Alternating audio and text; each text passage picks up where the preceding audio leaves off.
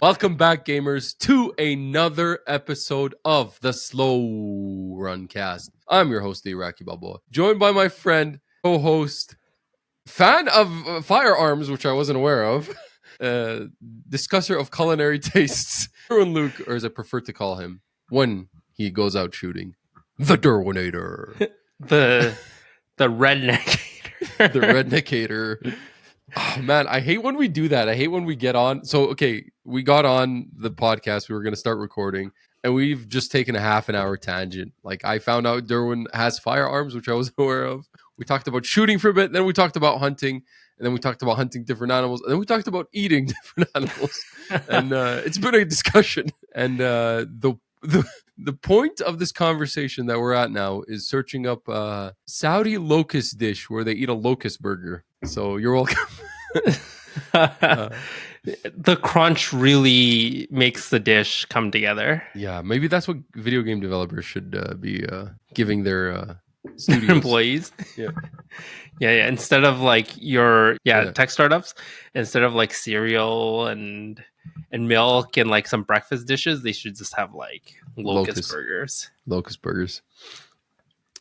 Well, we are not here to talk about firearms, hunting, or culinary tastes. We are here to talk about everything that happened in... Did I just say everything twice? I did. Yes. Everything and anything. Everything and anything that happened in the world of video games this last week, as well as what we've been playing over this last week. Ooh, we've been playing probably the biggest release of the year. Yeah. The indie GTA. Hollow Knight. Technically, we're not done talking about firearms. Technically. Oh, okay. Why? Because of 007. Oh, yes, of and course. their collector's edition. Yes. We'll get into that, golden folks. Gun. Yeah, we got a good show for you this week. This is probably, I'll tell you what, this is the show that I probably prepared for the most of all other shows. It was because, plot twist, we are recording at a somewhat regular time. When we started this podcast, we recorded every Saturday. The last few months this summer, it has turned into a Wednesday night recording or Thursday night recording. So this week, because the last episode we recorded, I think, was Tuesday, I only had like Wednesday, Thursday, Friday news to catch up on.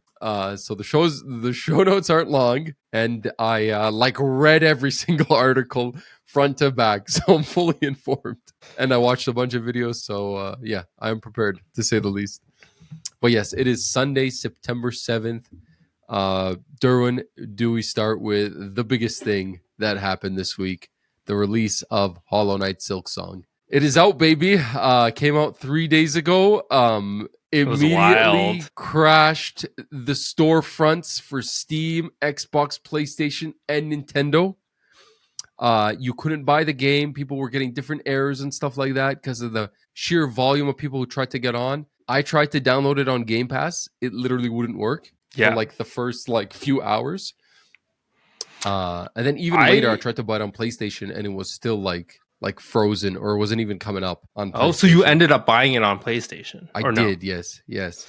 Man, you have the perfect handheld for it. What are you doing? Yeah, I don't know. I was thinking about it, and I was like, I'll just buy it on PlayStation. So I bought mine from GOG.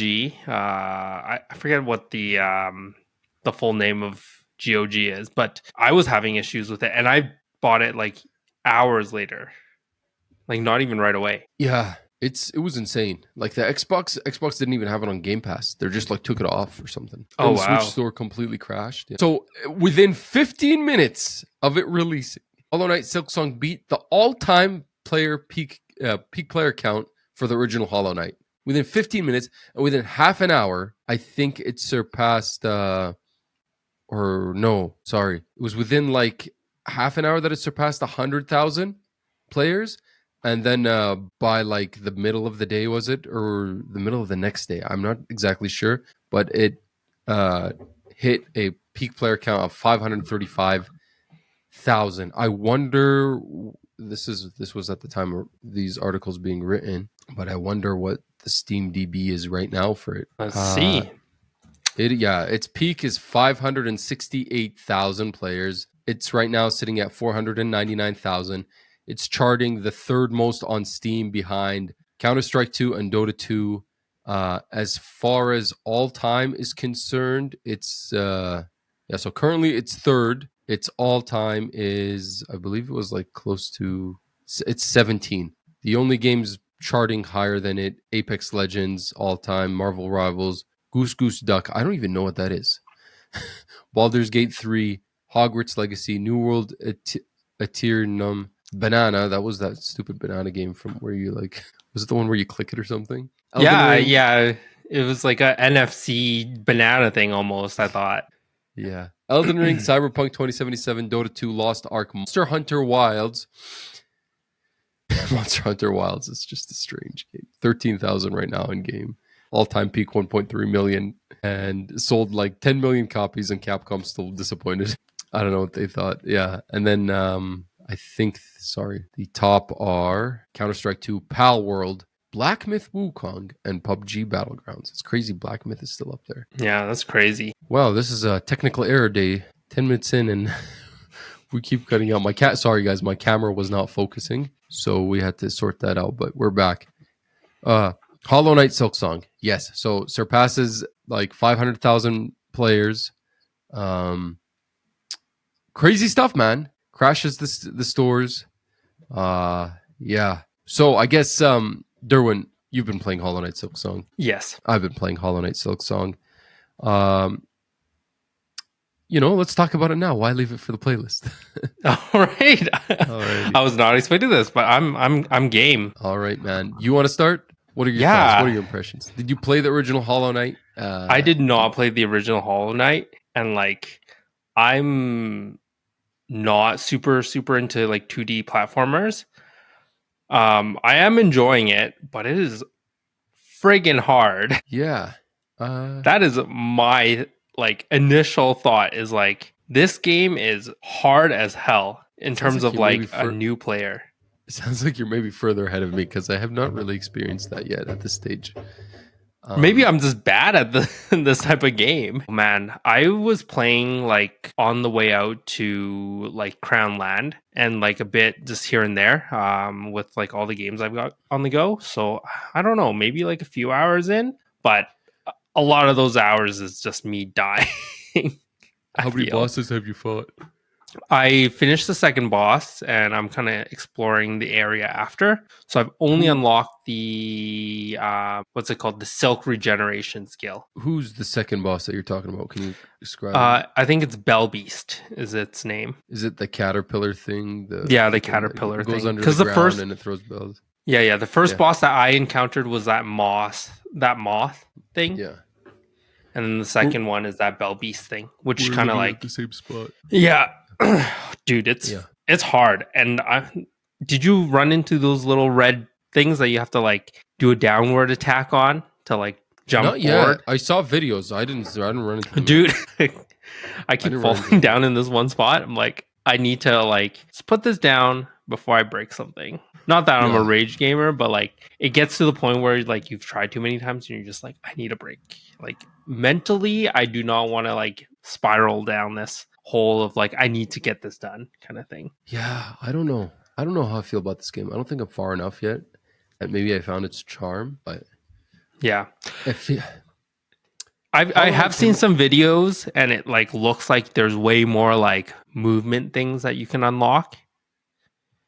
Okay. I'm just scared that it's gonna be really hard once you unlock the movement. Because oh my god, the original Hollow Knight was hard. It's kind of Souls-like in nature too, where if you die, you drop your like rosary beads that you have to go back and get, which is like your currency. Yeah. And I find some of those maps was easier too. Like, what do you mean? There's like a vendor that sells you maps. Yeah. You thought it was easy? I thought it was like kind of hard because the amount of enemies or the areas you have to kind of like farm those beads from was really annoying. Like you'd have to like defeat the enemies, collect the beads, get out of that area, come back. And then come back to the area. Yeah, and then like the map is not great. It's not. Intentionally, maybe. I don't know, but it's not. It's difficult to maneuver. Like, I don't know where I'm at. Like, I open the map and I'm like...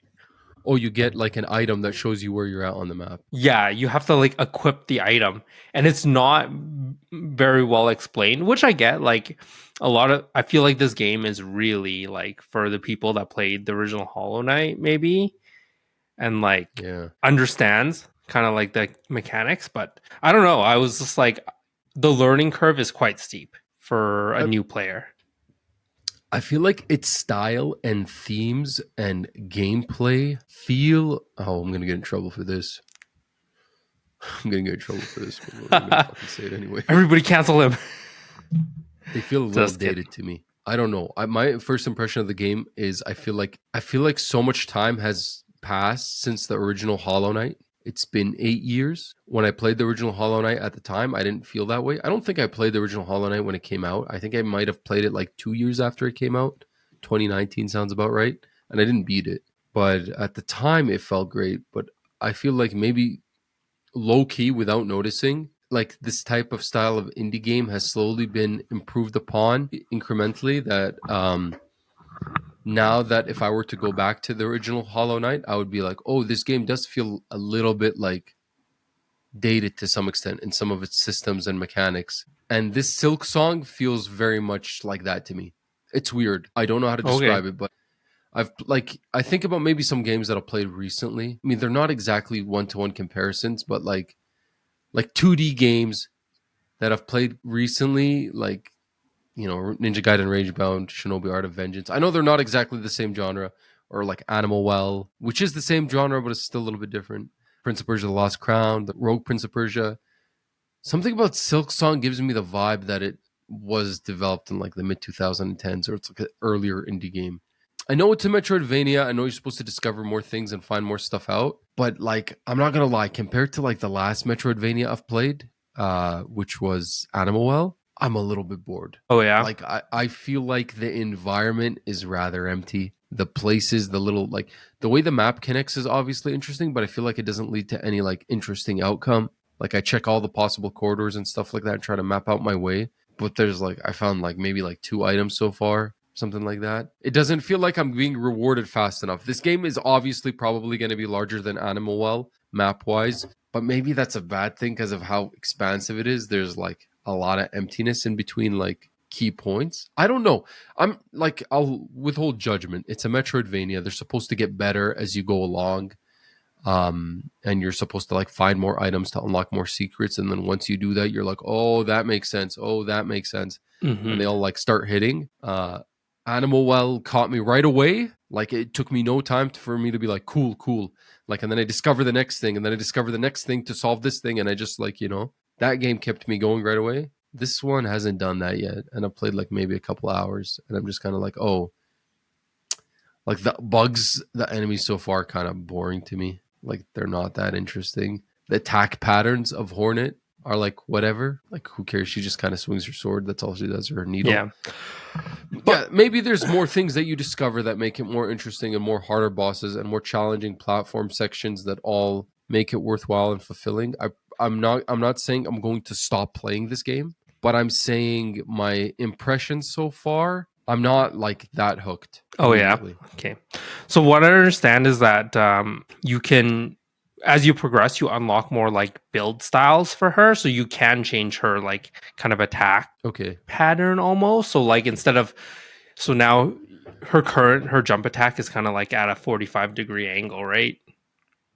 So you can alter it with like one of the unlocks that it like goes straight down, so it makes pogoing a little bit easier. There's ones that increase her attack speed as well, and then there's like something that you unlock called tools that kind of just act like a sub weapon almost, but it can change your gameplay quite significantly. That's what I'm interested to see. Like I think it's just they're building up to it. I just wish it was a little bit quicker or maybe a little bit easier in the first half to hook more people, because like I'm struggling. I died to that stupid second boss like so many times. It's really a game of like you have to get good. It's the second boss is I found is just like, don't be greedy, just dodge every attack except for the one where he jumps over you, and when he lands, hit him in the back like twice. Yes, apparently there's like other things you can do during that boss fight too, like it was like when a he's like fight.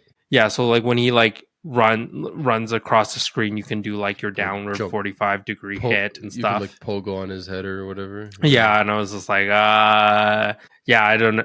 Sometimes it like I feel like I'm not too creative in my attacks, and I did the same thing. It's just a matter of like eventually dodging all of his attacks and then just attacking him during his one stage of attack or his one type of Yeah, attack. Yeah, yeah. I don't know. I think I'll still keep playing because it's perfect for the handheld. Like I'm running this at the lowest TDP on my ROG Ally, and like my battery can probably last forever, like a very long time with this playing. It's not demanding, yeah. It's not demanding. It's perfect for a handheld. That's why I was shocked that you didn't buy it on handheld. I was debating it. I was between buying it on my Steam Deck or just playing it on Game Pass or playing it on PlayStation. And my whole argument was Game Pass.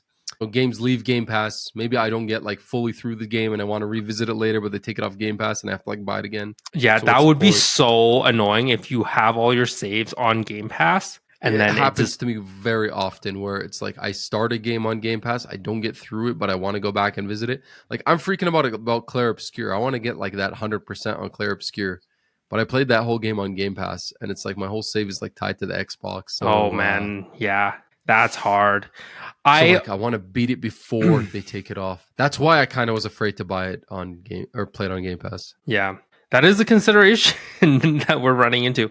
I ended up, I don't know if you saw, but the mirror edition of Clair Obscur 33 is now out for pre-orders. So I have Pre-ordered. it pre-ordered for it. I have it pre-ordered for PS5. Nice, me too. Me too. Oh, you did? I did. Nice. And I already We're on bought the a same PS page. I already bought a PS5 copy of Clair Obscur like a month ago or something. I'm like, I want a physical of this game, even if I already Yeah. played it on Xbox. Yeah. But Now I need you're get going rid to of have to that sell physical. it. Now I have to sell that because I got that. Yeah. Yeah. The Steelbook, it looks all right. We're going to see. I really hope we can get both, like all 6 of the random trading cards. That would be kind of Oh, cool. that'd be cool. Yeah. Yeah. And we can show them Yeah. off. Yeah.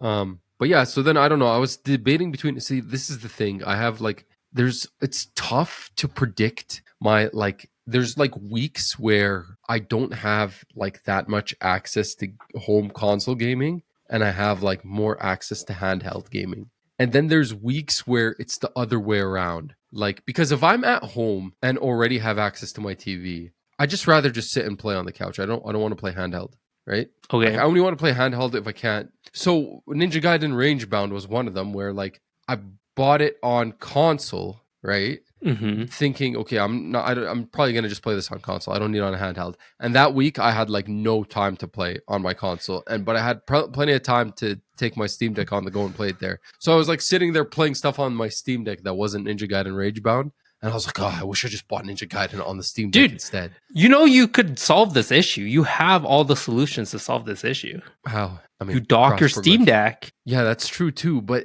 you dock your Steam Deck and you grab a controller and you hook it up to your Steam Deck. It's freaking annoying, man. It's like you try to Bluetooth the controller and then sometimes it disconnects. It's just, I freaking hate it, man. This is Mo's first world problem. This is my first world problems. But then there was another game recently that I bought on Steam Deck, but every time I went to like play, like I had a lot of like home time, so I was just like gaming on console. I wouldn't play it because it was on the Steam Deck. I'm like, I'd rather just turn on like my PS5. But you're right, I could just dock my Steam Deck. But anyway, I bought it on PS5. So this game is like $20 US, which is crazy. It's probably sold well over 1 million copies based on these concurrent. Steam DB is 2 million. It has estimated 2 million copies sold. 2 million on Steam, so it's probably like another like 2 million on like PS5, 2 million on Switch, maybe like 1 mil on Xbox. Like it's probably sold. I don't know. At this point, it's hard to say, but let's say 7 million copies at this point. Multiply by $20 US. They've made 140 million US. 3 developers. Congratulations to them. You know? Yeah, that's the best outcome. Like they're such chads, like making the Switch 1 copy available to be upgraded for Switch 2. For the Switch 2. They kept the prices low. They they treated their development team fairly. Obviously, like there must be a lead developer, like a lead. Like they took their time. They enjoyed and a lead programmer. Yeah. Yeah, they enjoyed their whole time making it from the sounds of it. So like, yeah, they deserve it. Yeah. This is a big slap to the Ubisofts and the EAs and the freaking WBs and all these freaking stupid live service game BS. Like, look at this. 3 guys in Australia made this game that could sell this much. It's insane. Yeah. No reviews for this yet, technically. Actually, I think the first reviews are trickling their ways on here. Yeah. Like the first impressions, basically, more or less what we're doing. I'm sure there's no people that have gotten way further. Yeah. It's been 3 days. There's probably people already beat it. But yeah. Because there was no review codes given out to critics. So we had no idea what this game was like going in. I'm really curious to see where it lands with critics. And I want to keep playing more, but again, it's kind of weird. I haven't been hooked. So they were saying that the original Hollow Knight had a tough opening section that was very complicated, had tough platforming, tough enemies, and that turned off a lot of people because all the Metroidvania-ness, it like made people kind of be turned off by that. Yeah. It did the opposite effect, the original Hollow Knight. That was kind of like what hooked me. I feel like they like toned down the opening area in this game. And so I feel like less hooked, actually. I think it's like done the negative effect for me. Whereas it's helped other people ease into the game. I'm just kind of like, I don't know about ease into it. I still think it's like the amount of times I get lost in the first like few areas is unreal. That's also the I keep forgetting. I keep forgetting which door like I've gone through. I'm like, oh my god, did I go through this? So there's like parts where I'm like just cycling the same areas over and over again. That's the Metroidvania problem too. Like if you if you don't keep track of what you're doing, or you turn off and you go play the next day, or you come back after a week, you're cooked. Oh yeah, dude. Yeah, I don't know. I'll see. I mean, I'm not really the king of Metroidvanias either. Like I get turned off by a lot of them too. Dread, I couldn't play Metroid Dread, man. I tried like 3 times. I kept getting stuck at a specific spot, and it would just there's certain parts that definitely like I struggled in Dread, but I mean once you figure it out though, like you progress for a while until you get stuck again. You know, I think that's kind of like how it goes. You can't take it too seriously in terms of like I need to beat this game. It's just you beat it when you beat it, and you keep playing as long as you are interested. Yeah. Durwin, there was apparently bittersweet news about a Discord and a YouTube channel called Daily Silksong for almost 1,700 days. Daily Silksong news. They were posting on YouTube and Discord community like videos about daily Hollow Knight Silksong news, and they've released their 1,693 video entitled "It the End." This is their final video signing off. They released it just before the game came out. That's crazy. Thank you to Team Cherry. Yeah.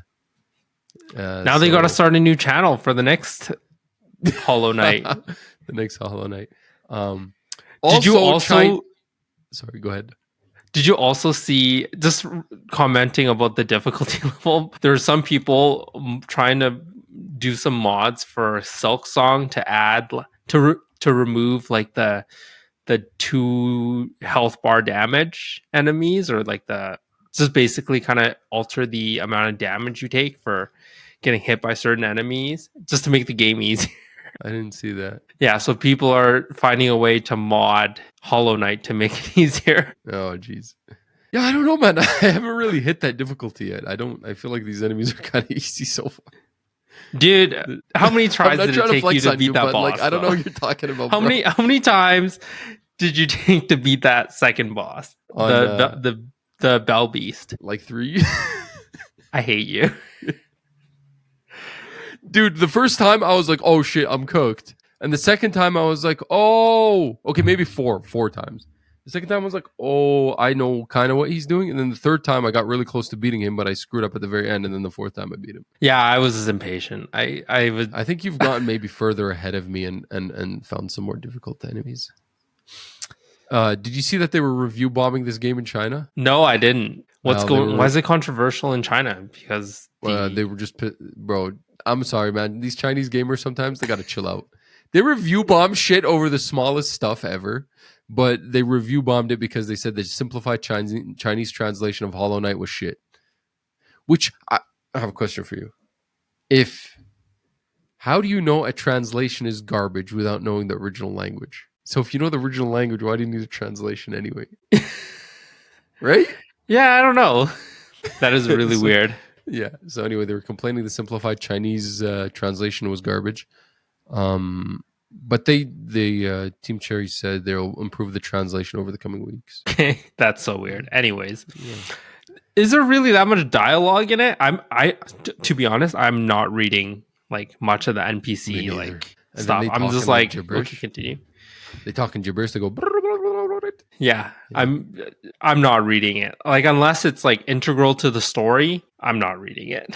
Yeah. And I'm not talking to anybody. Like unless like it's an NPC on like one random area where you're not expecting to see a whole bunch of NPCs. Like, oh, I wonder what they're like talking about. So like that's how I found like that person that was selling the map stuff, and the other one that was like collecting you. They wanted you to collect moss berries or something like that. But there's ones they want you to collect like those light thingies, those bugs. Oh, really? I did not run into that one.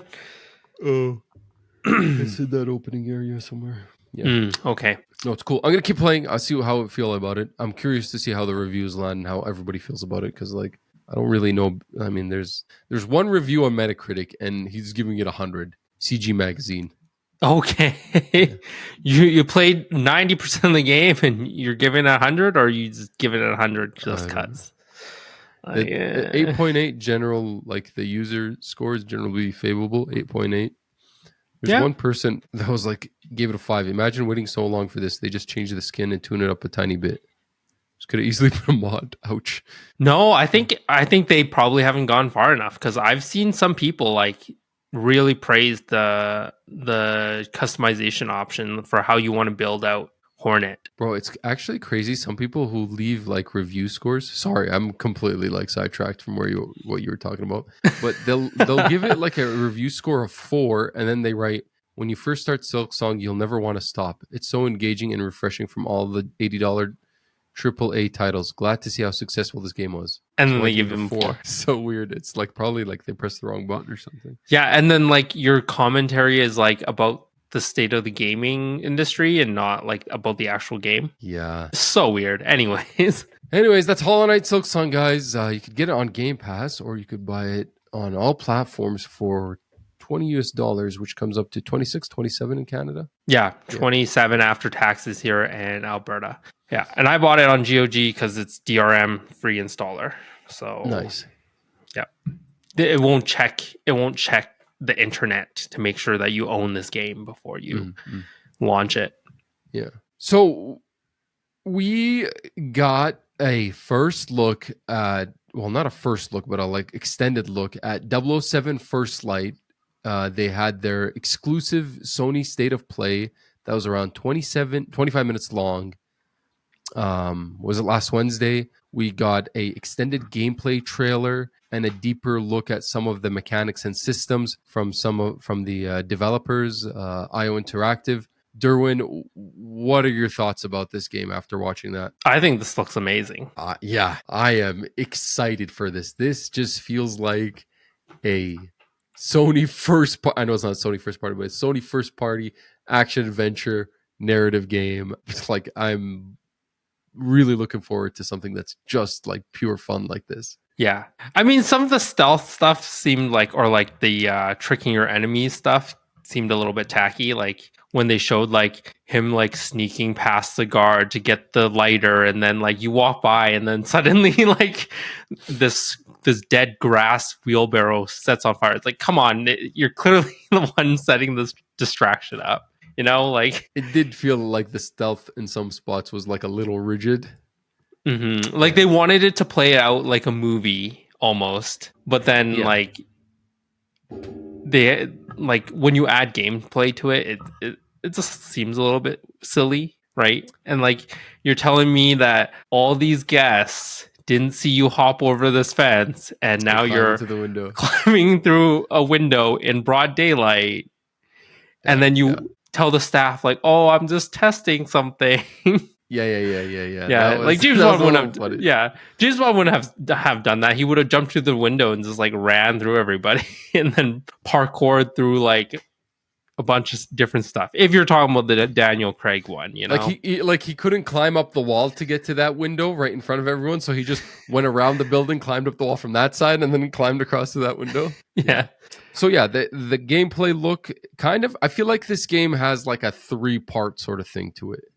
They showed it off. There's this environmental social stealth aspect that seems hmm very similar to the Hitman games. It seems very Hitman 3 like. It shows Io's kind of identity in there. There seems to be these curated driving sections, these driving chase sequences that looked pretty epic, but I'm not sure like once we get to play them ourselves, we'll know how like rigid they are or versatile they yeah. are when it comes to action.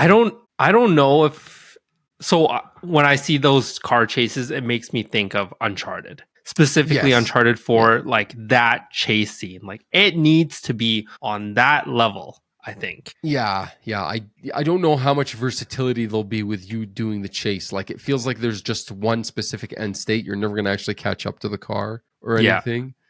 And it's gonna like force you to. Yeah, I think it's going to kind of channel you the way they want you to, but that's yet to be seen. And then the third is kind of a run and gun Uncharted style action where, these hundreds of enemies are coming at you. You got your guns, you're picking up guns from enemies, you're blowing up a lot of explosive barrels in that trailer. There was a lot. You have these crazy action set pieces. You're doing this kind of versatile punch, kick in the face, shoot this guy, do this. Like run and gun kind of chase after the thing. Very, very Uncharted like, which I don't have a problem with at all. I just like it. Sometimes I like a game that isn't asking too much for me. It's like just have some fun, shoot some guys. Yeah. I'm excited for 007. I think it's really good. I'm really looking forward to it. Some people were hating on it for all that kind of stuff because it was cliche in all that regard, but yeah. James Bond is my biggest cliche. question is I think what's that? James Bond, I think, is in general is kind of cliche, right? He is like the original like spy film kind of guy. Yeah. So tell the listeners to what you immediately pre-ordered after this State of Play. I think I bought it purely because of like the sale aspect of it. Yeah. But I did pre-order the 007 Collector's Edition. That includes the Golden Gun collectible. And what else did it come with? A steel case. It came with hardly anything, to be honest with you. And like a license to edition. Yeah, it was it's 200. It was on sale for $279 Canadian. I think it was supposed. I don't know why. Or something. Yeah, I don't know why. The PS5 and Xbox versions are more expensive. It actually stayed like that for a long time, so maybe it wasn't a sale and I just got duped. Yeah, I thought it was a pricing error or something. Yeah, but anyways, I have it pre-ordered. I don't know if I'll actually go through with it. I think if this game is really good and I'm really hyped, I'll probably keep it. But if it like reviews are mixed and like I don't know if it'll be that great, then maybe I'll just cancel. But the goal, maybe I'll walk around with the golden gun. I mean, if it was a real gun, I'd say okay, but I don't think it works. Yeah, I don't think. I wonder if you can even take it out of the display. Yeah, because if you can't, then like really like this is just a statue. Like, well, you won't know until you find out and buy it and open it and realize you can't take it out of your display. You can't return it out. Or I can probably watch an unboxing of some sort. Sure, yeah, that too. Yeah. So we got a release date for this game. So I was wrong. I made a prediction last week that this game was going to come out on January 27th. I got the date wrong. It is a March 27th game, but I got the date right. So I'm still going to hold on to that. I got the month wrong, but I got the date right. Exact to the date, March 27. Yeah. So seems like a good time. Nicely spaced out between the other games that we know about coming out in 2026. GTA 6 in GTA like May 6. 26 and Resident Evil 9 on like February 27. All these games just at the end of the month. Yeah. So yeah. 007 First Light. IO was also discussing their publishing disaster from this year, Mind's Eye, quoting that it remains to be seen whether they'll publish other studio games again. So just as a back history, IO bought themselves out from Square Enix in 2017. And a few years later, they announced that they were going to start self-publishing. So they published Hitman 3 themselves. And then they said they'd start publishing games for like other, for other studios. They published Bill the Rocket Boy's Mind's Eye this year. We all know what happened with Mind's Eye. It didn't go great, much to Durwin's and so my pleasure of playing shitty games. Yeah, so they're gonna keep Interactive will publish their own games internally, but IO partners, that remains to be seen. I think it was just a bad choice in terms of this one particular game that they decided to publish. Yeah, I don't know. We'll see. I don't know. I mean, like, it's tough. Like, for the first, it's kind of crazy how Mind's Eye looks a little similar to James Bond, but a little bit shittier. Yeah, it just turned out to be garbage. Yeah. Durwin, we have some interesting news. This is an Insider Gaming exclusive from Tom Henderson. Insomniac Games' Wolverine is likely to be at PlayStation's next State of Play. They're saying sources are almost certain that there will be a State of Play near the end of September, and that we will see Marvel's Wolverine in addition to Marathon, a new God of War Metroidvania spinoff. And Insider Gaming has it on good authority that a mainline title is also in the works. Phantom Blade Zero, and possibly even Naughty Dog's Intergalactic The Heretic Prophet. Plus maybe some more Ghost of Yotei news, since it's coming out a week after this purported State of Play. Where's Soros? No mention of Soros, which I thought was interesting, because when we saw Soros at the beginning of this year or late last year, they said to expect a gameplay look late in 2025, and it was going to release in 2026. Yeah, I think it was last year, right? Yeah, I think that was like one of the that was what's it called? Video Game Awards, right? It was showcased. Was it? Was it Video Game Awards, or was it the State of Play from last September? Can't remember. I thought it was Video Games Awards. Or was it from the State of Play earlier this year? I don't know. Yeah, I'm almost positive it was from Video Game Awards, but maybe I'm wrong. Anyways, I'm super hyped to see Wolverine. I think Agreed. We've all been waiting to see what... It's been a minute, man. They revealed this game in 2021 with that cinematic trailer. Yeah. In a September showcase, not a State of Play. It was a full-on showcase, Sony showcase. Yeah. I remember. Yeah, and then the leak happened, right? And then... Yes, the 2023... Spider-Man 2 DLC got canceled. Where's that Venom game that was supposed to happen, they were saying? Yeah, I don't know. I don't know if that's still happening. Who knows?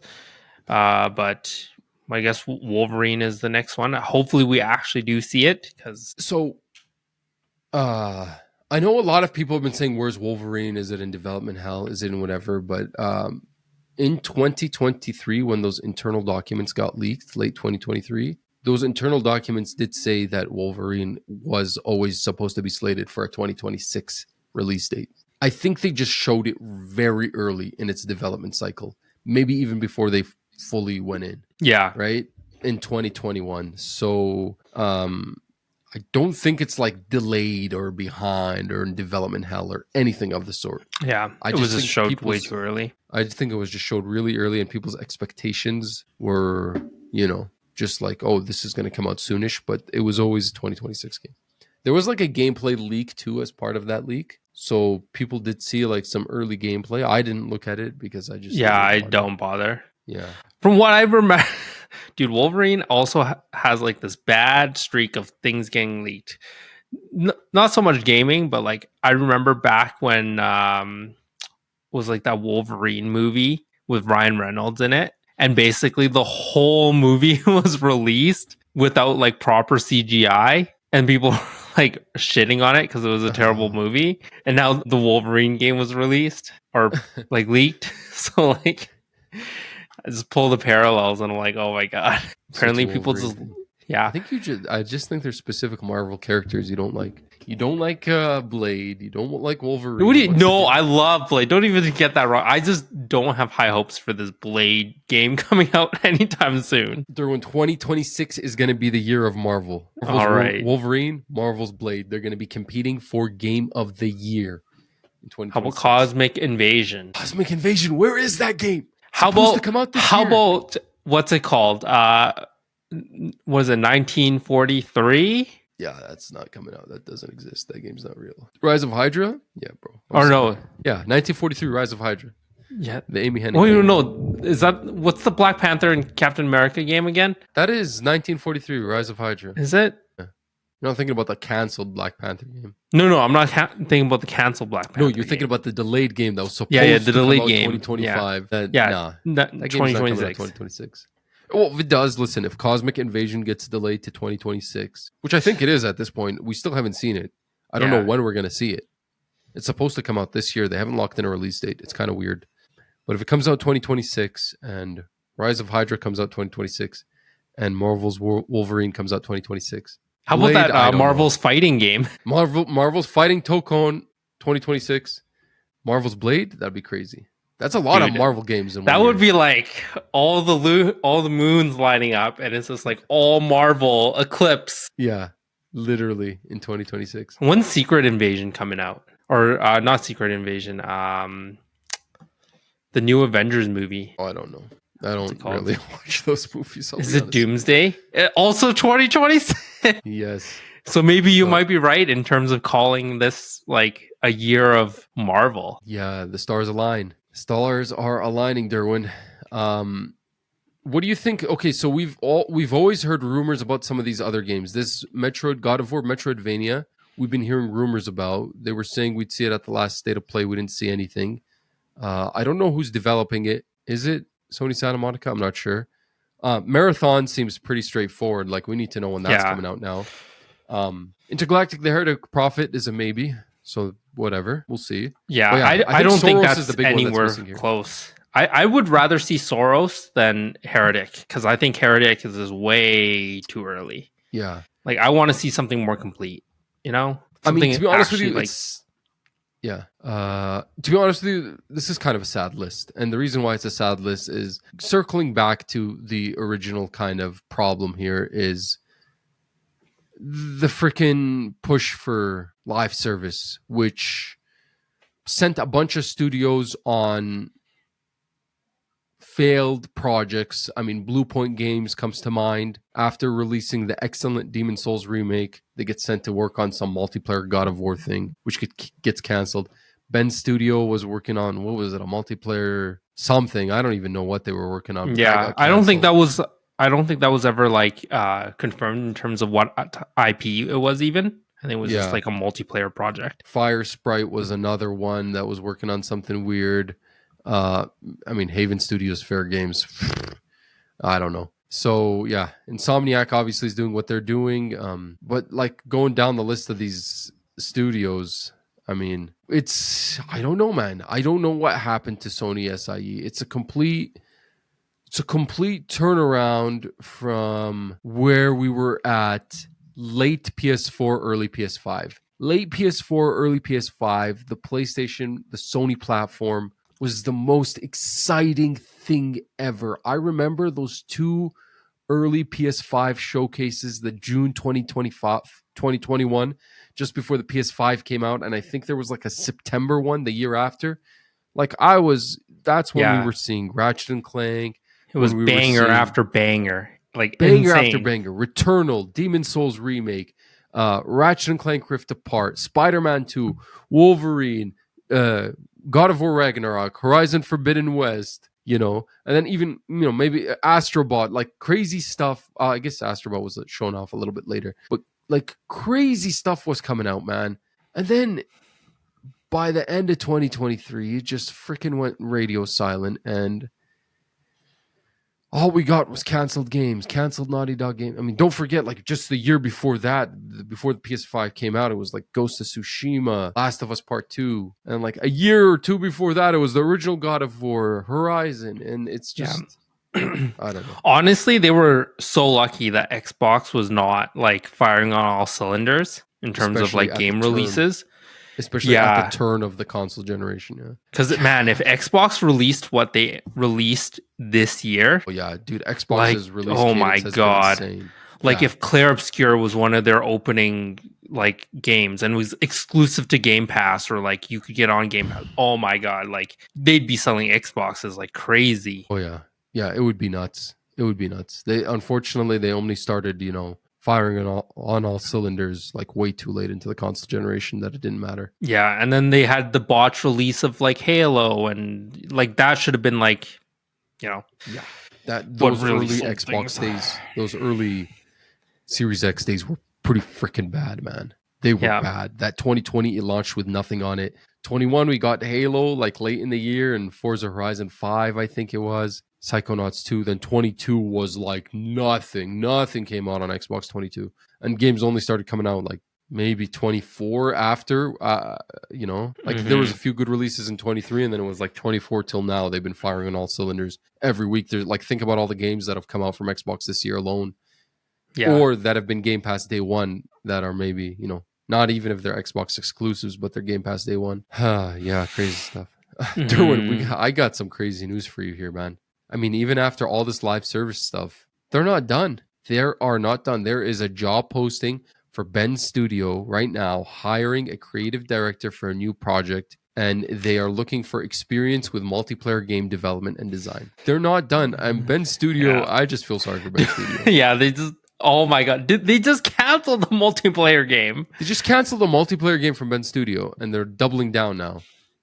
A studio that doesn't even make multiplayer games. I don't know why Ben's studio's job now is to make multiplayer games. Like, just let them do what Dude, they want to do. I'm telling you, it's a circle of hell for Ben's studio. They just are perpetually just tortured by Sony Entertainment. They can never catch a break. Ben can never catch a break. Like just Ouroboros of cancel a game or cancel a multiplayer game, start a multiplayer game, cancel a multiplayer game, start a multiplayer game. Just never release anything. Can we do Days Gone 2? No. But you could go remaster the first one and work on this multiplayer game. Like, it's silly. It's just silly, man. It's unfortunate. Derwin, we got news of this PS5 digital edition consoles reportedly getting a quiet storage downgrade in Europe. This is the discless console. Yeah. Was it Europe and Japan, or is it just Europe? I thought I saw Japan Europe. Too, but they're saying they're quietly going to downgrade the SSD storage from 1 terabyte down to 825 gigabytes, which I may remind you was the original size of the SSD that came out on the original PS5. They quietly boosted it up to 1 terabyte, and now they're bringing it back down to 825 starting September 13th. Yeah. I'm reading only in Europe. I don't read anywhere else. Which is crazy stuff, man. That's a way to save money. Yeah, such a weird way.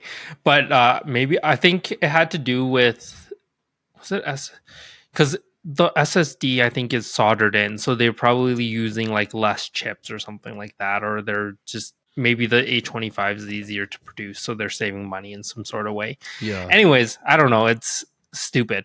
Like, what is that? Like, just Call of Duty on your PS5, and it's like Fortnite, half of the storage. Yeah.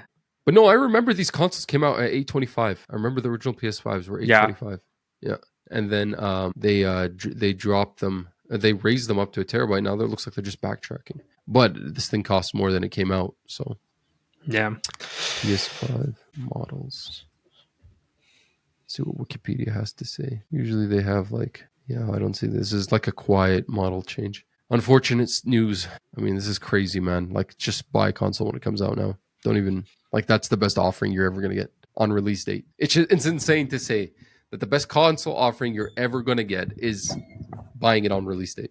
It's going to be the cheapest version. It's probably going to be the best version, which is insane. It's insane. Yeah. Shifting gears a little bit to Xbox from PlayStation. Helldivers 2 has sold more on Xbox than it did on PlayStation on its first 6 days. It has sold close to 1 million copies on Xbox on its first 6 days. I believe it's 926,000.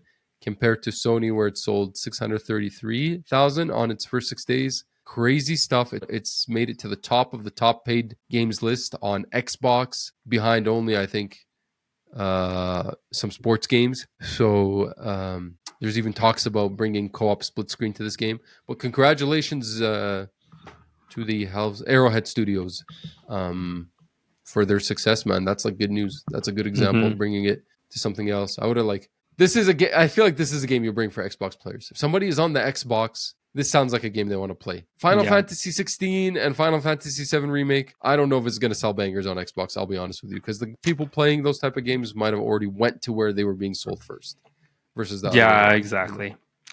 Yeah. How do you feel about the Gears of War Reloaded being sold on PS5? That same article from Insider Gaming did have numbers for that, and it was not an equal one-to-one trade. It sold only 241,000 copies on PS5. They're saying that's the estimate. Yeah.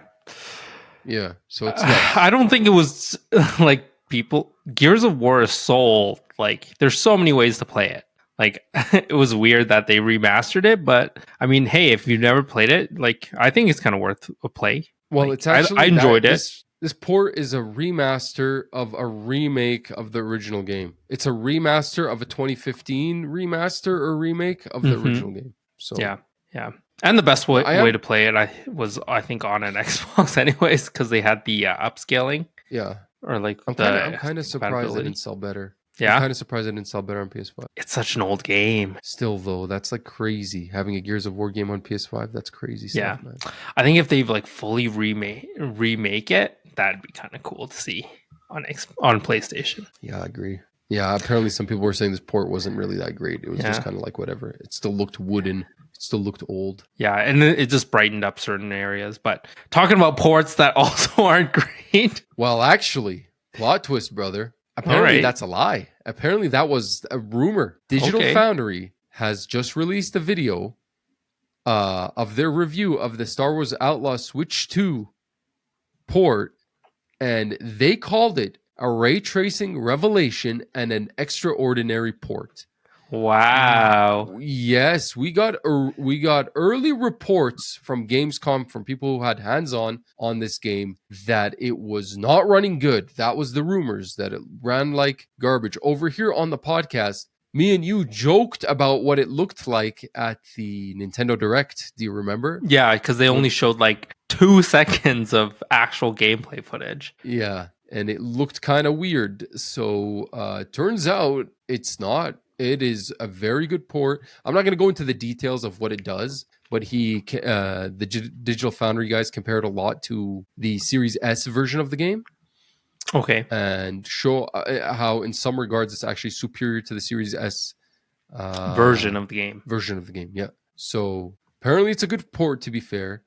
And Ubisoft has revealed a very interesting reason why they chose to put this game as a game key card rather than a physical card. And they're saying the reason is not cost, like everyone is saying. Mm-hmm. They said the reason is performance. So it's because of storage speed.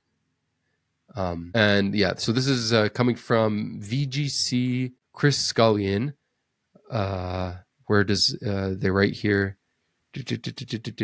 Rob Bannaton, who I believe is like the is one of the game directors or something. He says Snowdrop relies heavily on disc streaming for its open world environments, and we found Switch 2 cards simply didn't give the performance we needed at the quality target we are going for. I don't recall the cost of the cards ever entering the discussion, probably because it was moot.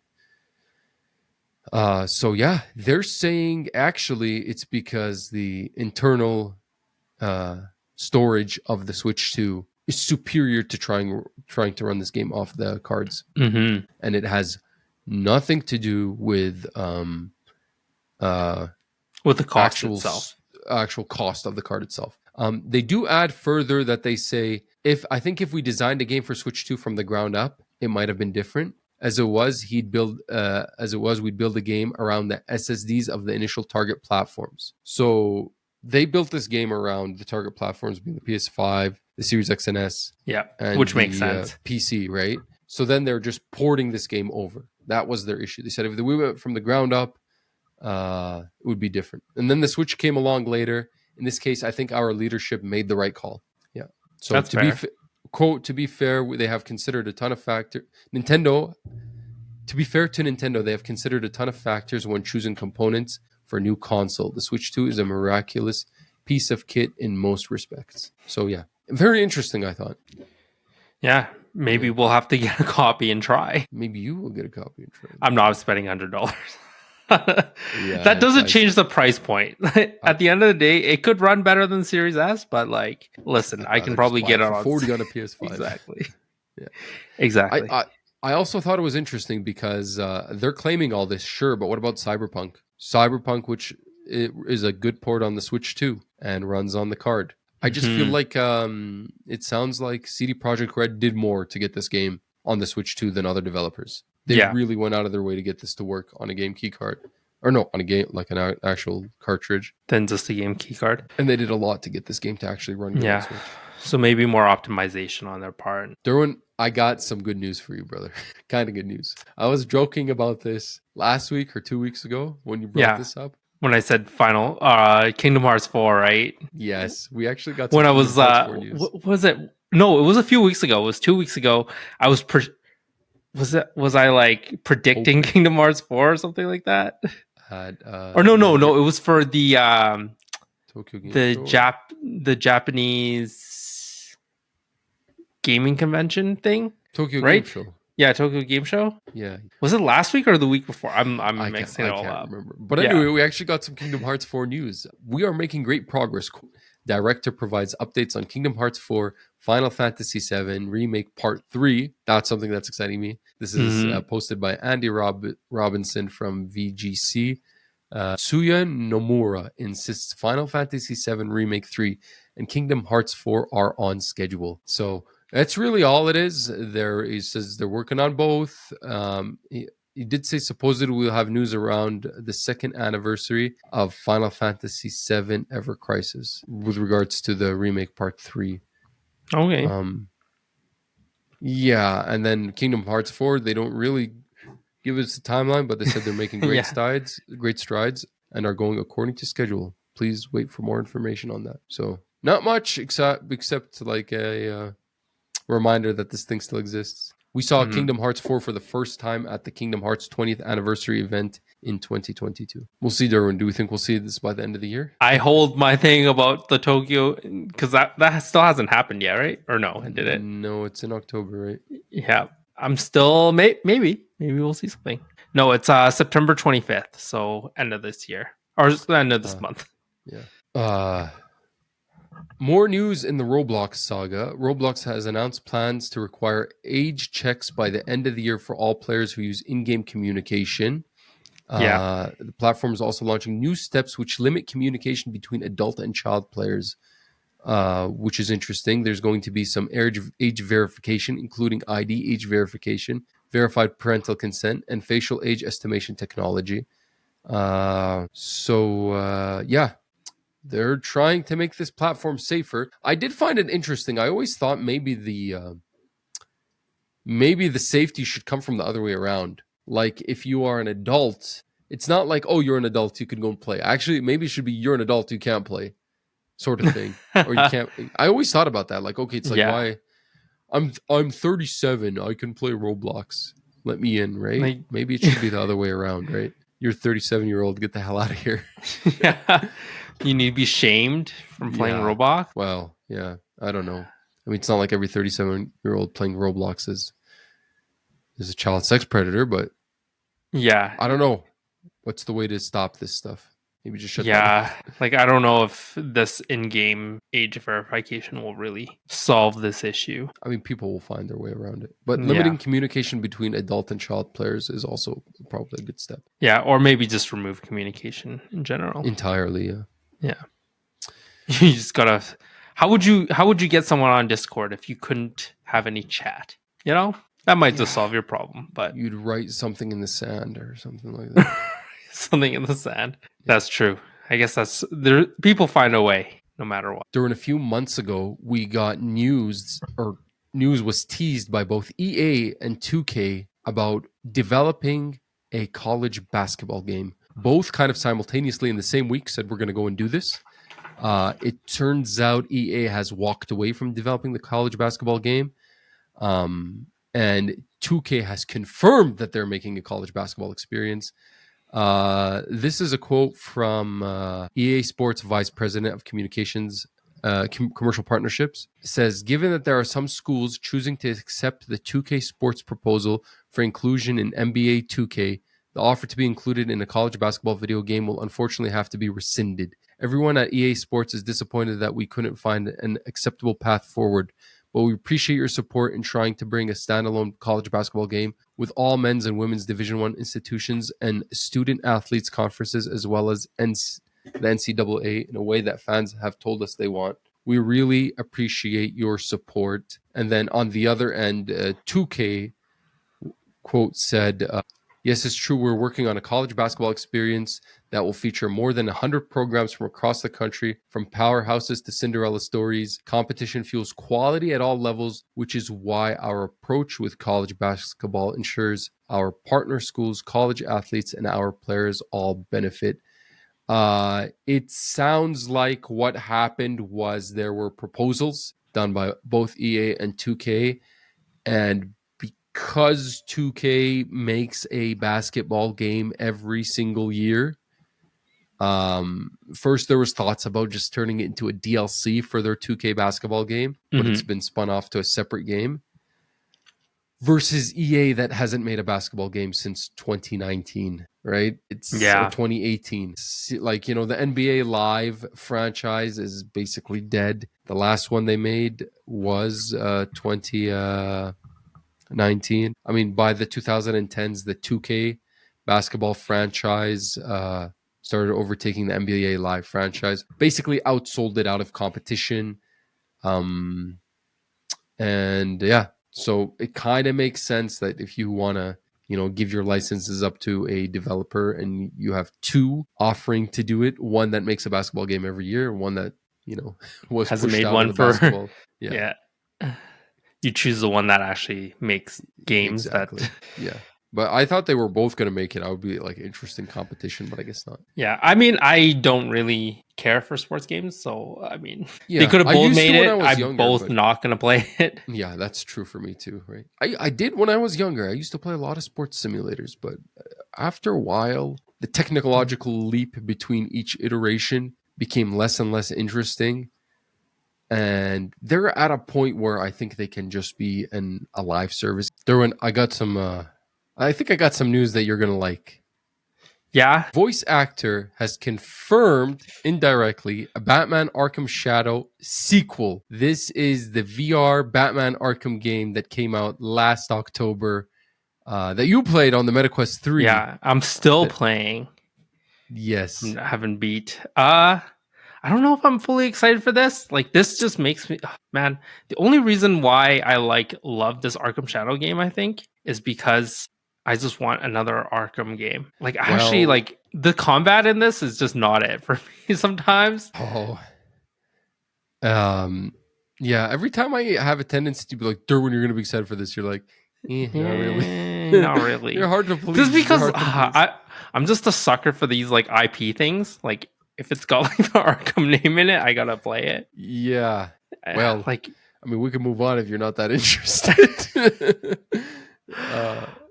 I don't know. Like, oh my god! Like, as great of a VR game it is, like I'm just, I feel like I'm not still sold on VR gaming. I mean, I just bought it because I'm the biggest sucker for this IP shit. I mean, it's a ways away. The voice actor what's his name? Sorry, I know his last Mark Rolston added that. About the Batman Arkham VR game, revealing that they're about to start another one of those. No other details were revealed. Yeah. So I think Batman actually has the most treatment for, like, VR games. I mean, there's one. What other Batman VR game? No, there's Arkham Asylum. Like, when the first VR game is the PS that was put out version. Yeah, that one was like a detective version of it. Ah, yes. Right? And like I can't think of another superhero that has like 2 games. Iron Man has 1 VR game, right? If I remember I don't think that properly. game. Yeah, that game is out. Sorry, the Iron Man VR. Yeah, I remember that. Yeah, and then Deadpool has 1 coming out. I don't think anybody else has like a VR game more than Batman. That's a good point. Yeah, I don't know what it is with like Batman and VR gaming, but it just goes hand in hand apparently. Like you would think that a Captain America one would be like kind of cool, right? Because then your one arm could be like the shield. Wait, who's the superhero that's blind? Who's this? Daredevil. Daredevil. They should do Daredevil VR, but you don't see anything. Eh, You're just you a don't pitch see black anything. room, It's just dude. black. The amount of accidents you could probably have It's is just probably black. amazing. Yeah. Or like black, but then like every single time like there's a footstep, your world lights up because that's how he sees. Like it's Yes, sonar. there you Oh, go. that would be kind of cool. Everything's in black and white or like blue and black. Dude, you should be pitching this idea to game developers right now. I should be, man. Maybe I should be pitching these ideas. Oh, Yeah, man. and then watching Mark Zuckerberg listen to this conversation and just steal the whole thing. Steal the whole thing and put more money into Meta and not freaking be profitable. Yeah, like honestly, there's oh my god, there's so many superheroes that probably deserve a VR game more than like just Batman. Because yeah, Batman's like combat, but like Blade would be a cool one because he uses Can we sword just already. get the regular Blade, the flat TV Blade game, bro? Just relax. Let's get that one first, and then we'll talk. Imagine you get a Blade VR game before the Blade console game that you want. Yeah. Yeah, like Yeah. Captain America, I think would be also like a prime like superhero because like one arm could be a shield and then the other one could be like something, right? Yeah. Because I mean, traditionally he used guns during World War II, I guess, and I think even in the comics he's shown like a gun and you could do hand to hand combat. You could throw the shield. Like there's so many cool things that they could do instead of just like Batman. Batman's like so normal. I just don't think. I don't think VR is ever going to pick up. I think AR is the future probably. These VR headsets with the big goggles, I just think they're not. They're never going to become mainstream. There's not enough like money push to make them like the big deal. You know what I mean? Yeah, like the sales aren't there. Yeah, you can't Yeah. you can't incentivize companies to make better VR headsets and better and more games if people don't buy these ones and pay more games. I don't see it. It's the AR stuff, the X Real stuff. I think that's going to pick up. Yeah, you think so? I understand that Steam is going to be putting out new VR hardware. There was a soon here. rumored VR game, yeah, a VR headset coming from Steam. Yeah, I don't know. Do we give up on VR here or like what? I gave up. I mean, I don't even touch my PSVR 2, to be honest with you. I touch it like once a year. Like around holiday season, maybe I'll have like a week of something where I'm not playing anything. I'm in the mood. Durwin, we are back. The episode of technical difficulty, but we were talking about the Arkham Shadows VR game. You're okay with moving on that one? Yeah, Any other thoughts? Yeah. So, Vampire the Masquerade Bloodlines 2 is going to refund all PS5 premium editions following the backlash over the paid wall clans. Do you remember this from Gamescom? Vampire the Masquerade Bloodlines 2 was revealed at Gamescom. News came out that they had two of the six playable clans were locked behind a premium edition. News came out that they are now rethinking that and refunding all the pre-orders for the premium editions and tweaking that up. So I think that's good news. Biggest scumbags. Well, at least they've turned back on it. Not yet, though, right? It's just saying that it's being refunded, or Well, they're gonna, like, yeah, they're going to refund it. Are they going to release the other 4 playable ones? Yeah, my understanding for free? is yeah, it's gonna be all like, or they're gonna probably redo a premium pack or premium edition of the game, but it probably will not lock those 2 clans behind. Yeah, that's a good thing. That would be insane if they doubled down and then they charged more for it. Yeah, they refunded the premium editions, and then they just so released that they could charge more. That locks 4 of the 6 clans behind an additional paywall, and they increase the price of it. That'd be crazy. That would be insane. Yeah, that's not good PR. So we were getting rumors all year, but it's confirmed. Marvel's Rivals Season 4 trailer confirms that it's going to get a PS4 release. So Marvel Rivals did not come out on PS4, but it is going to be released on PS4 now. We've talked on the last 2 podcasts about games that have unreleased on PS4. Genshin Impact being one of them, and PUBG Battlegrounds. But the NetEase has decided to go the other way around, actually. Put their game on the last-gen console, which I think is pretty crazy, but yeah. Dude, if you can run like Marvel Rivals on like a handheld, because I think you can. I'm pretty sure it'll work pretty decent. Like, what makes you like? Technically, why not on PS4, right? I'm confused. Like, why would Genshin Impact and PUBG take their games off of PS4? That seems weird to me. And these guys be like, no, we'll put on PS4. It's crazy, man. It's still games on PS4. It's so weird. Yeah, it's so weird. 2025, and we're still putting games on PS4. It's insane. What is that life cycle of PS4 then? It's pretty ridiculous now, right? I just think the PS5 to PS6 is going to be even more. It's just going to be this big blur where everything comes to both. We won't have like any more console exclusives. They'll just be like. Would it come to all 3? Do you think PS4 will still get some sort of release then? I don't think so. That seems like a stretch. At that point. 7 years. Technically, if you think about it, the console with probably the longest support is, what was that game that released specifically for like one of the Sega systems this year? Or we talked about it a few shows ago. Oh, I forgot completely. But I think I know what you're talking about. I think it was like release NES games or something like that. Yeah, or was it SNES? Like, yeah, like somebody developed an SNES game or something. Yeah, game for. I think there might be a few of those, to be honest with you. Yeah, was there? Yeah. I can't remember, but I remember covering this story, and I was like, "Whoa!" It was like a game that was like getting released for such a old console. I know what you're talking about. We were joking about it. Yeah, but I've forgotten. Anywho, speaking of handhelds, Durwin, the Lenovo Legion Go got a release date. It is coming out October 31st and is going to cost a whooping $1,100 baby. That is for the Lenovo Legion Go 2 Z2. Yeah. But there is the Z2 Extreme, which will cost a whooping $1,350. Did you hear about all the discourse about this? I did not. I just got the news of the I just looked into the release. Yeah, so more in tune with the Windows handheld. Yeah, so people were like going crazy mad about like how the pricing of this device. People were like, this is way too overpriced, blah, blah, blah. I'm not going to buy it. I'm just going to stick with my old one, blah, blah, blah. Dude, what were you expecting with this? This is probably the best handheld in terms of performance that you're going to pay for in terms of money. I mean, the specs are pretty crazy here.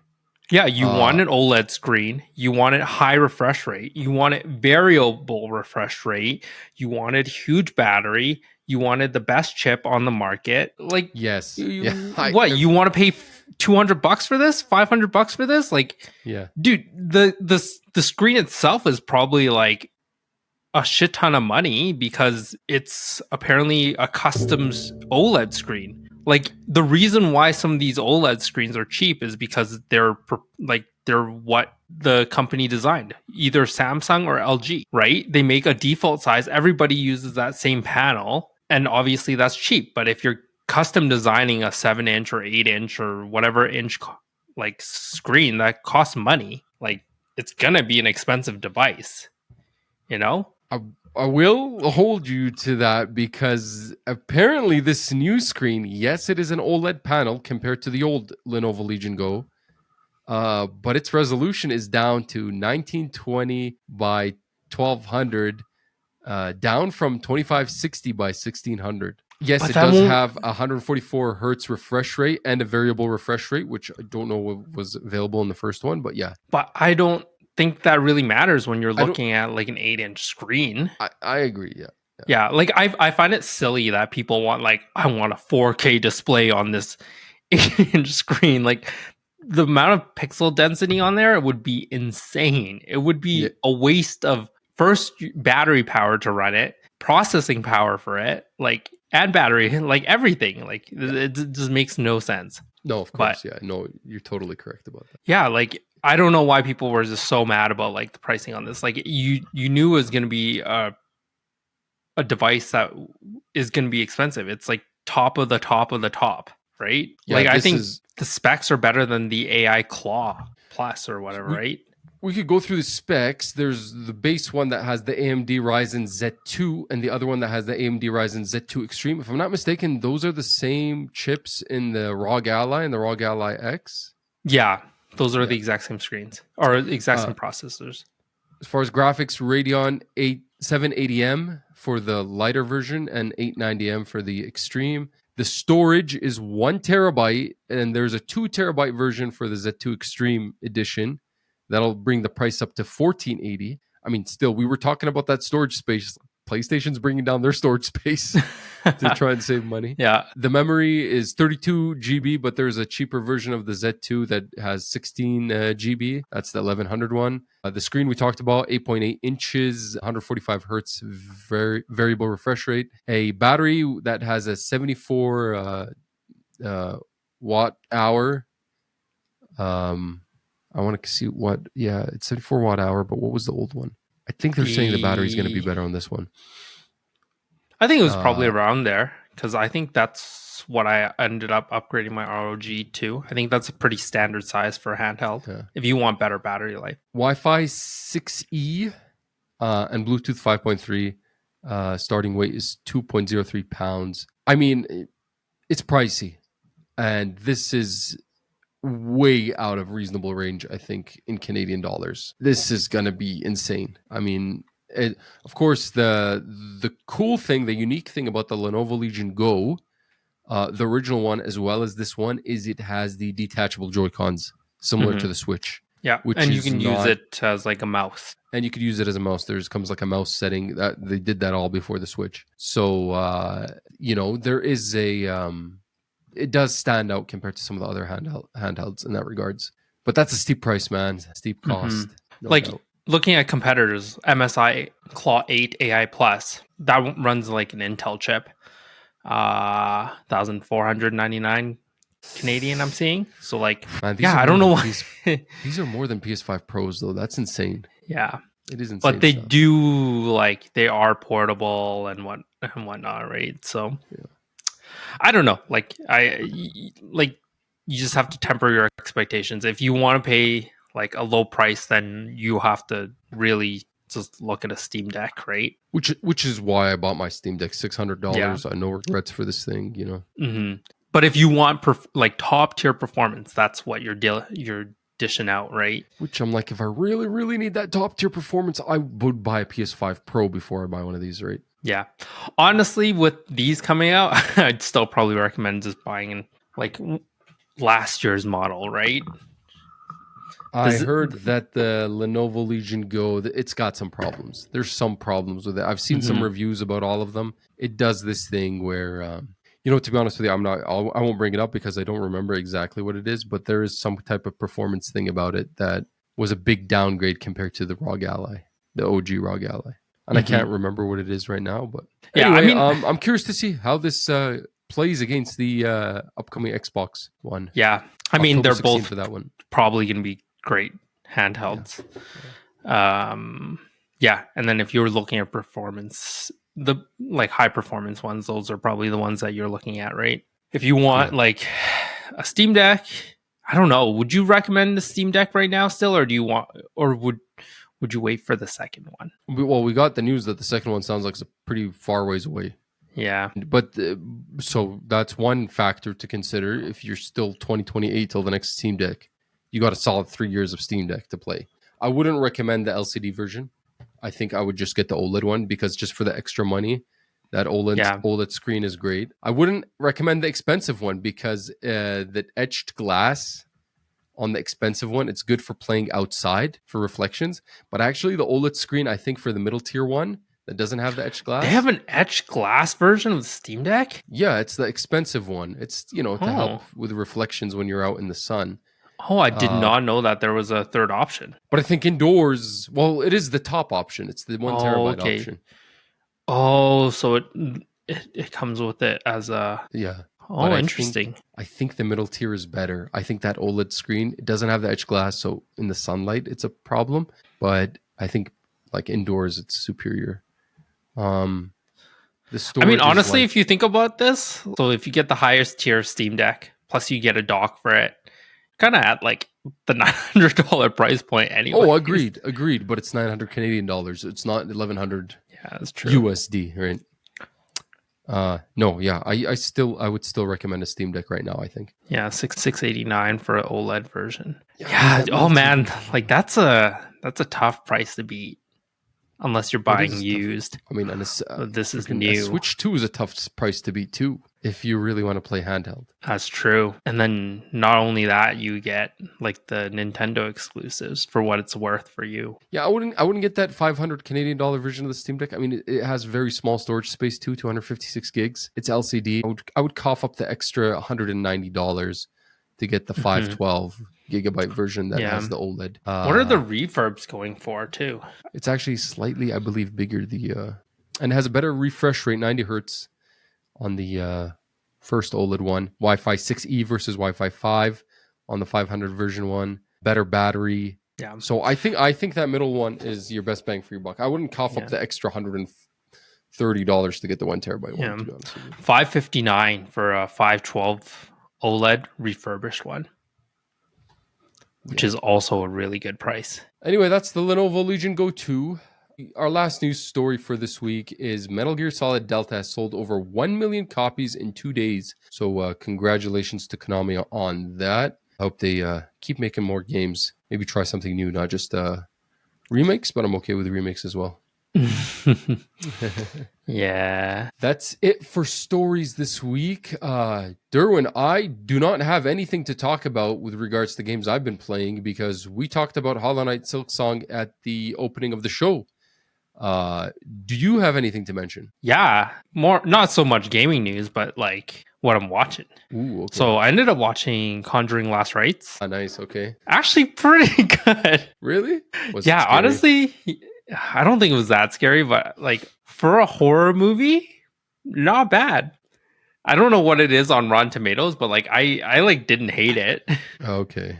Rotten Tomatoes. I went to the theaters last night with my wife. 79% on like in terms of viewer score. The critic score obviously is 56. terrible. Yeah, but what did you watch? I watched a rom-com called The Roses, which is with Benedict Cumberbatch and Olivia Colman, and a bunch of other people. But it was okay. I'm not really a rom-com person at all, actually, but it was okay. It was fine. It was about a couple who were undergoing some marital issues with regards to kind of conflict with where their careers were at.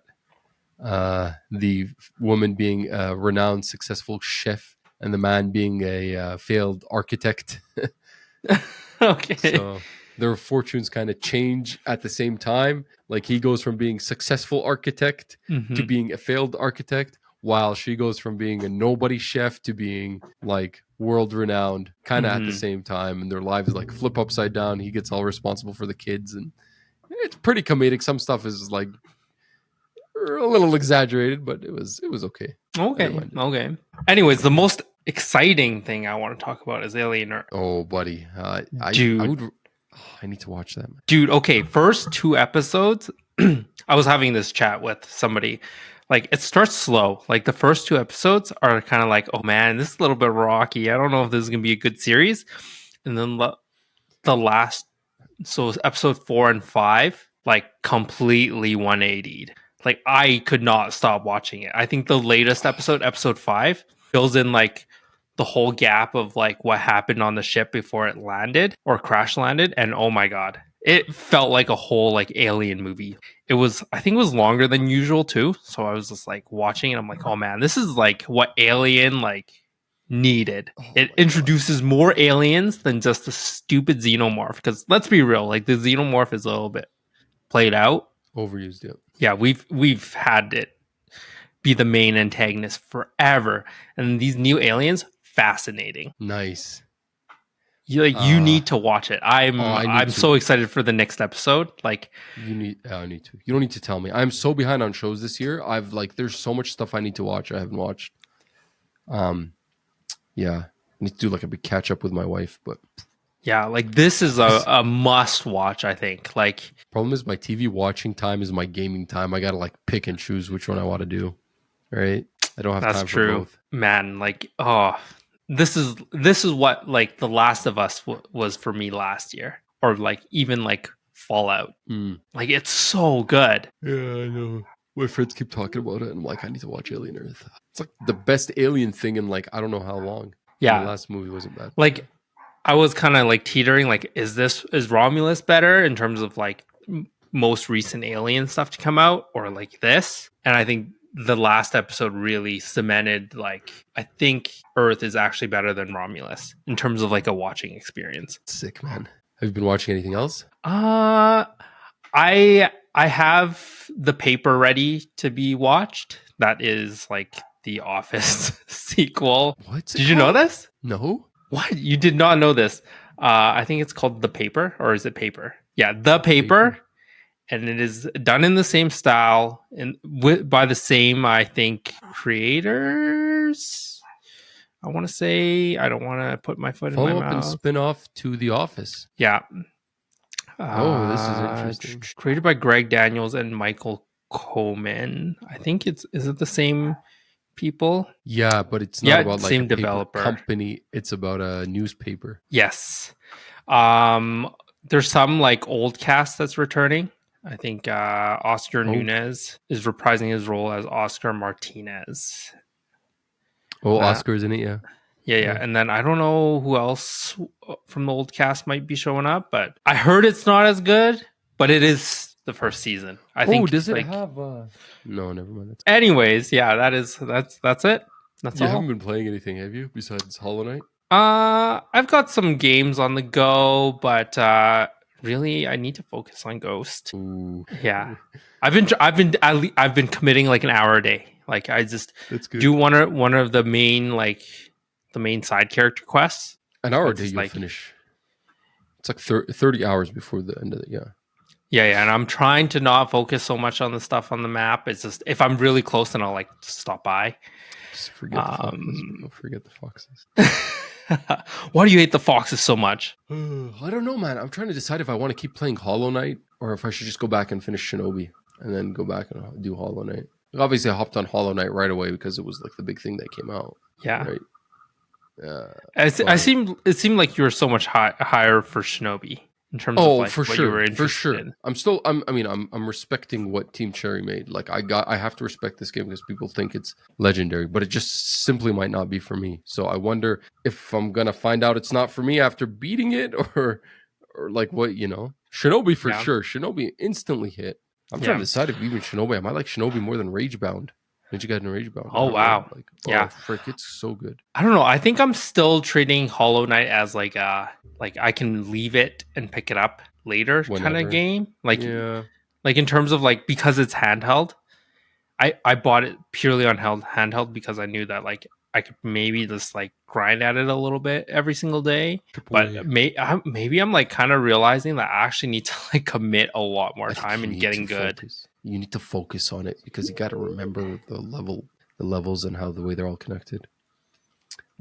Yeah, I don't know. Yeah, I've kind of given up on Hell Is Us. It started not running so great on the ROG Ally, and I know that like the chances of me finishing a game on ROG Ally is so much higher than on PC. Really? I don't know what it is. I think it's just because like I'm on the go so much, like minus like when I'm here Monday to Friday, like working. Like the weekends are super full. I just find like I could play even for like an hour before bed. Like it helps so much in completing a game. Yeah. Like I could not imagine playing Rogue Prince of Persia on PC just because it's like so repetitive in nature and you have to actually like boot up your PC and get into it and then start versus a handheld. I'm in bed but before I'm about to sleep, play one run. Yeah, I agree with you. Yeah. There's Yeah. been a few indie games that I've beat on the Steam Deck, which probably I wouldn't have like dedicated my PS5 time to when I, like Viewfinder just came out as the PlayStation Plus monthly game for this month. I beat that on Steam Deck like a month ago. Just randomly playing it one day. I found I'm like, oh, this would be a good Steam Deck day and game. And Yeah. I don't know. Anyway, I think that's it. Got any other thoughts?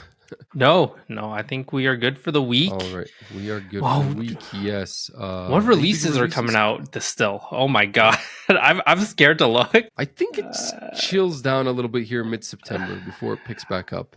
Dude, if I recall correctly. That's what I was thinking. But like all these games came out, like Chronos. Chronos is out. It came out last Friday. Yeah, Hell is Us came out. What else is coming? Borderlands. Indiana Jones, The Great Circle's out. Yeah, that one's out too. The DLC. Like I don't know how I'm gonna finish this. Like Indiana Jones is like something that I really want to play, but I just haven't had time. Yeah. But Jesus, how about October? So I think we are okay in terms of September. The rest of September, right? Are you gonna play Borderlands 4 next Friday? This Friday? Oh my God. The answer is probably not, dude. At this point, like there's just so much to play. Lego Voyagers, not this Monday, next Monday. I want to play that with my wife. That's that Lego co-op game. September 15th. Like It Takes Two, or they're saying it's akin to like Split Fiction and stuff like that. Mm-hmm. Skate early access. I don't think I'm touching that. No, I don't think I'm touching that. Dying Light the Beast. Interested? I don't think so though. Me neither. Yeah. Baby Steps. September 23rd. Ratatan early access September 19th. I don't know about any of those. Sonic Crossworlds September 25. Honestly, kind of interested, but don't think so. Is Silent Hill F September 25th? Silent Hill F September 25. Oh my That's God. a for sure. I pre-ordered that, so. Dude, okay. let me backtrack to Silent Hill 2. Yes, I didn't beat Silent Hill 2, I know. Come on, man. In my defense, I pre-ordered, but I didn't pay any money. I just pre-ordered from GameStop, so I might cancel. I'll be honest with you. I might cancel. And I pre-ordered Ghost Silent Hill F? What's that? Silent Hill F? Yeah, Silent Hill. I pre-ordered Silent Hill F and Ghost of Yote. Yeah, Ghost of Yote is like a for sure play. Like, there's no chance I'm missing that. Final Fantasy Tactics, Evilise Chronicles, September 30th. No thanks. Lego Party. Actually, okay, let me backtrack. Maybe handheld. On handheld. Yes, handheld. That's like, a handheld game for sure. Just do one level per night kind of deal. It is a handheld game for sure, yeah. Mm-hmm. Lego so Party, I might take 30th. that back, What else we got? Lego Party, I think September 30th? Don't think so. That one's like is that almost like... It's like a Mario Party. Mario Party, but Lego-fied. Yeah. Then we get into October, I think, at that point. Yeah. Ghost of Yote the 2nd. I'm not even here for that. I'm so sad. Battlefield 6, October 10, bro. I can't wait. Bro, honestly, the more I look at the schedule, I'm not promising anything. Ghost of Yote is coming out, Black Ops and Battlefield 6 are coming out. Those are going to be my October games. Yeah, I will try to play Ninja Gaiden 4, and I'll try to play Keeper if it's short, but otherwise, I'm not spending any. Okay, I might be able to do Ninja Gaiden 4 and Ghost of Yote. But no promises, because Ghost of Yote might be like I'm trying to platinum kind of game. It's gonna be a big game. It's gonna be a wanna platinum. Yeah. If I beat Ghost of Yote and I beat Ninja Gaiden 4 before the end of October, then I will try the Outer Worlds too. But no promises again, because that's also a big beast. Anyway, thanks for joining us, guys. We hope you enjoyed what you listened to. Remember to leave us a like, subscribe, comment, anything, share. That'll help us kind of spread the word on this podcast. You can find us at the Slow Cast on YouTube, Spotify, and Apple. Thanks for joining, and we are out.